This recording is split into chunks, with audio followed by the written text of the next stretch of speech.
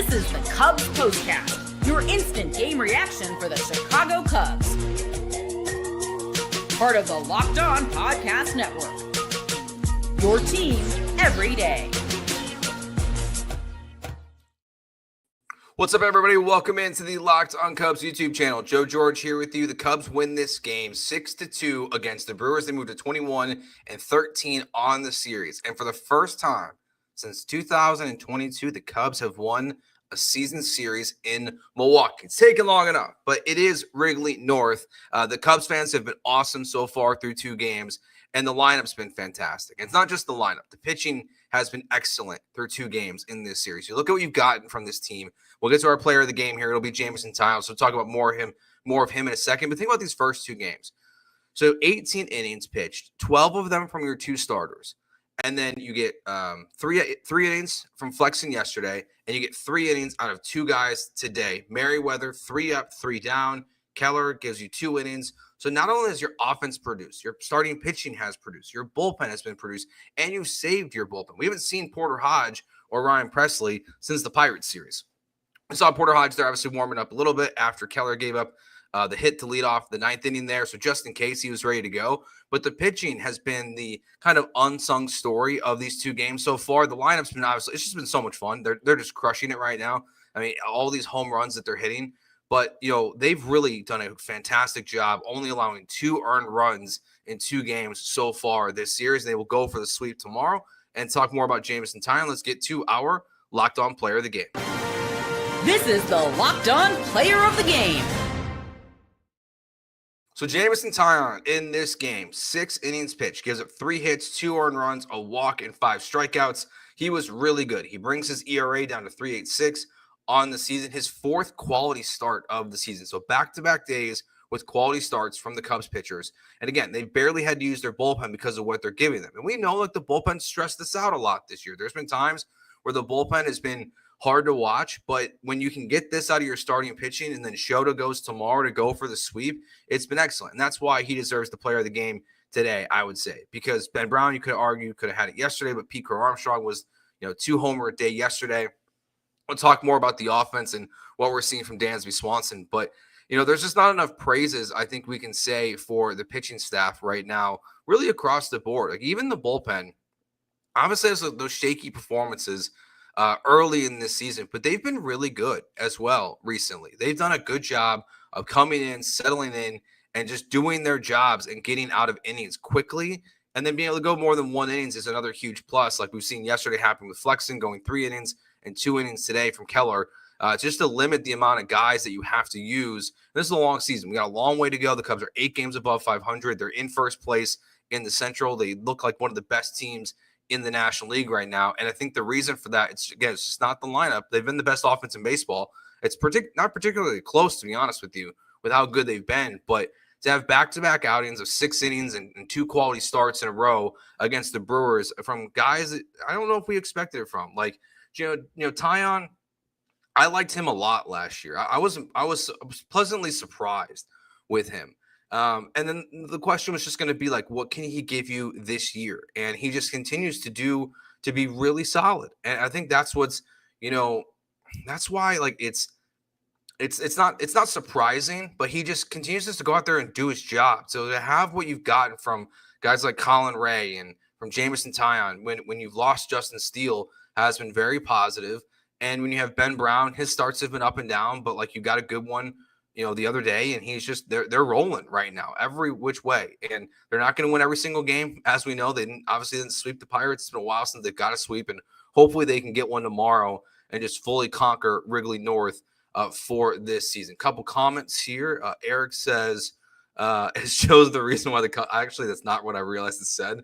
I was not here doing this last year. No, I'm not the reason. Pete Crow-Armstrong and Kyle Tucker are the reason why the Cubs are good this year. I think it does really come down to those 2 guys that have elevated the Cubs to a different stratosphere this season. I mean, last year the Cubs were on the cusp of being like, they were close to a playoff team last year. They started hot and then it got really cold quickly. Like they could have made the playoffs last year. Like it's not impossible to think, but they were missing pieces. And Pete Crow-Armstrong's been one of the best players, the best baseball players since August 1st of last year.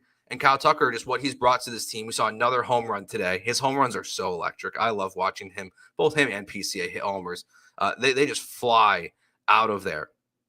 But those two guys to me are the real difference maker, so far in the season. And the reason why the Cubs are 8 games above 500, because they just continue, to contribute. And again, I don't want to disrespect Carson Kelly. We were talking yesterday a little bit on the POSTCAST show about All-Stars, and I didn't mention Carson Kelly. He's definitely an All-Star this year, the way he's going. I don't know if he'll make it just because he's not going to start every single game, but, and just this is off the top of my head, it does feel like the momentum is shifting a little bit to where we're seeing a little bit more Kelly, a little less Amaya. So maybe, Craig Counsell is just going to be rolling with him more frequently. But they've just done an excellent job to start the year, all these guys. But yeah, it's another good win. I love seeing them beat the Brewers. I used to love going to Milwaukee all the time. I'm jealous of the Cubs fans that were there today. My buddies were there at yesterday's game. It's so fun to go to an opposing stadium and take over in the way that Cubs fans have, and then to have the team go out and outscore the Brewers 16-2 through 2 games of the year. Just need Shota to go out there and get back on the mound and hopefully not leave the game cramping. That would be very nice to see. Obviously there's nothing to worry about, but a big scare his last start. So hopefully he's eating his bananas and he'll be good to go for tomorrow's series. All right, we will take a break here. And when we get back, we'll talk about what we saw from the offense today and what we're seeing from Dansby Swanson since Craig Counsell moved him to the 8th spot in the lineup, plus your questions and comments as well here in the chat on YouTube. All coming up next here on the Locked On Cubs postcast on the Locked On Cubs YouTube channel. Did you know your Fire TV is also an Xbox? Turn any TV into your gaming and entertainment hub with Fire TV Stick 4K devices. No console required. Just grab your paired controller and subscribe or sign in to Xbox Game Pass Ultimate with EA Play included, and you're ready to go. Dive into hundreds of premium titles, including EA Sports College Football 25 to Call of Duty, as easily as you stream your favorite shows. If you already have a console, a Fire TV Stick 4K device is more affordable and easier to travel with, allowing you to take you or your kids to play on the road. Whatever you want to plug in, you can do with your Amazon Fire Stick. Head to Amazon.com/Fire TV Locked On to get started. Xbox Game Pass Ultimate subscription and compatible controller required. Available on select devices, including Fire TV Stick 4K 2nd Gen, Fire TV Stick 4K Max 1st and 2nd Gen, and Fire TV Cube 3rd Gen. All right, so they're rolling right now. The Chicago Cubs are 8 games above 500. We just talked a lot about what's going on with the pitching staff and how excellent they are been so far. I do agree with this comment here. You're supposed to beat teams that you're supposed to beat. This is what the Cubs are doing right now. You win 2 out of 3 against the Pirates. You've won 2 out of 3 against the Brewers. And these are the first 2 teams that you've played this season that are below 500. It's been a tough schedule to start the year. And we know the Cubs have had the hardest schedule in all of baseball, and this is where it starts to lighten up a little bit. It's why the Cubs season to me has been so impressive to start. But now you beat teams that are below 500, do what you're supposed to do, and you just keep it rolling right now for the Cubs. But the other reason besides the pitching, it's the lineup. The lineup has been fantastic. They've really gone out of they really have been, again, above and beyond expectations. 16 runs in 2 games, and we saw it get going right away. Justin Turner there in the top of the first. He's got runners on first and second. Justin Turner gets the RBI single. It's 1-0 Cubs. And then the top of the 4th inning comes up, and Carson Kelly gets a single. There's a wild pitch. William Contreras had a tough day behind the plate. That moved Kelly to second base. Nico Horner hit a single, so you got first and third with an out, and then Pete Crow-Armstrong comes in, hits a 3-run blast. It's 4-1 Cubs, and then Dansby Swanson hits the home run, goes back-to-back with PCA, and it's 5-1. Hoskins did respond with a homer of his own in the bottom of the 4th. The one kind of bad pitch, I would say, we saw from Taillon today. It was clearly, trying to go more towards the outside of the plate, was right in the middle, and that thing flew out of the yard. And then Kyle Tucker continues to just be on a heater this season, hit the home run to make it 6-2, which was the final score of today's game. So the lineup, very, very good again. But I just want to talk more about Dansby Swanson here. So Dansby Swanson, again, he's been fantastic since they moved to the 8th spot. It's hard to say if it feels like this will keep up, but it's been such a huge thing for the Cubs recently. I mean, he has been on fire, since they moved him into the 8th spot in the lineup. What I think is interesting about this is yesterday after the game, Crow-Armstrong was in the clubhouse meeting with the media, and he said something that kind of stood out to me. And what he said was that he kind of feels hidden in this lineup batting 7th because of how good the lineup is, because of how deep it is, and it just feels like he can kind of be the forgotten man. Well, that's now feels like it's translated also to Dansby a little bit, that in the 8th spot, it's just I don't know if he's more comfortable, there's less pressure, but so far, I mean, the return has been incredible. He has been on an absolute roll since he's moved to the 8th spot of the lineup. And again, like this is something that you're not going to see them change.